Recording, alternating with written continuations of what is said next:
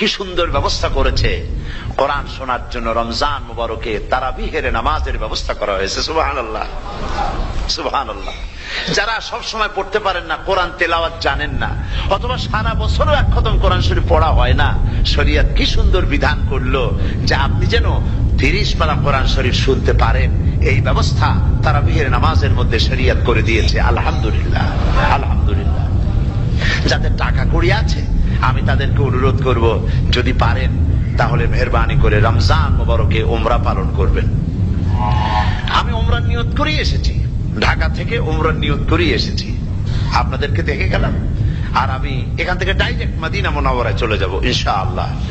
লাইলাতুল কদর পর্যন্ত হারামাইন শরীফাইনে কাটাতে চাই, নিয়ত করেছি। আপনারা দোয়া করুন আল্লাহ যেন কবুল করেন। কি মজা যখন আপনি হারামাইন শরীফাইনে যখন তেলাওয়াত শুনবেন, আপনার কাছে মনে হবে যেন কোরআন শরীফ নাজিল হতেছে। সুবহানাল্লাহ। সেখানে তো নামাজের পরে হাত তুলে মোনাজাত করা হয় না, শুধুমাত্র রমজান মুবারকে বেতেরের নামাজের মধ্যে ইমাম সাহেব হাত তুলে মোনাজাত করেন।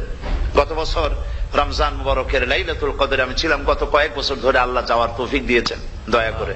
সেখানে লাইলাতুল কদরে পত্রিকাগুলি লিখেছে 30 লাখের উপরে লোক ছিল মক্কা শরীফের হারাম শরীফে, 30 লাখের উপরে। যখন তেলাওয়াত হচ্ছে, মোনাজাত করতেছেন ইমাম সাহেব কাঁপতেছেন, মোনাজাত করতেছেন, কাঁদতেছেন, আর গোটা হারাম জুড়ে কান্নার রোল পড়ে গিয়েছে। কিভাবে কাঁদতেছে! সারাদিন মানুষ রোজা রেখে তারপর ইফতার করতে যখন বসে, আমি সেই জান্নাতের কথা কেমনে আপনাদের বুঝাবো? রসগোল্লা কেমন লাগে বক্তৃতা দিয়ে 6 ঘন্টা বক্তৃতা দিয়েও বোঝানো যাবে না। যদি মুখের মধ্যে ঢুকাইতে পারি তাহলে বুঝবেন যে মজাটা কি। এটা তো আমি বুঝাইতে পারবো না কি মজাটা লাগে।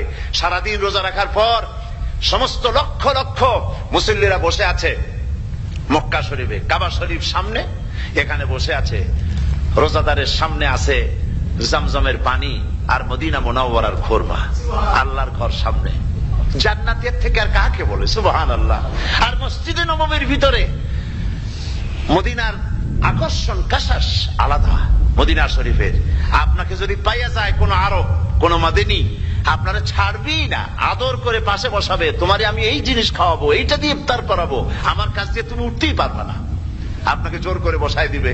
মসজিদে নববীতে রিয়াদুল জান্নাহ রাসূল করিম সাল্লাল্লাহু আলাইহি ওয়াসাল্লামের কবর শরীফের কাছে বসে আপনি ইফতার করতেছেন, কত বড় নসিব! সেই জন্য আমি বলি, হলিডে করার জন্য আমেরিকা, সিঙ্গাপুর, হাবিজাবি এই সমস্ত ঘুরে কোনো লাভ নাই। হলিডে করতে চান, রমজান মুবারকে চলে যান হারামাইন শরীফাইন, মদিনা আল মুনাওয়ারা, মক্কা আল মুকাররমা। কপাল খুলে যাবে, জিন্দেগীর সমস্ত গুনাহ খাতা আল্লাহ পাক মাফ করে দিবেন।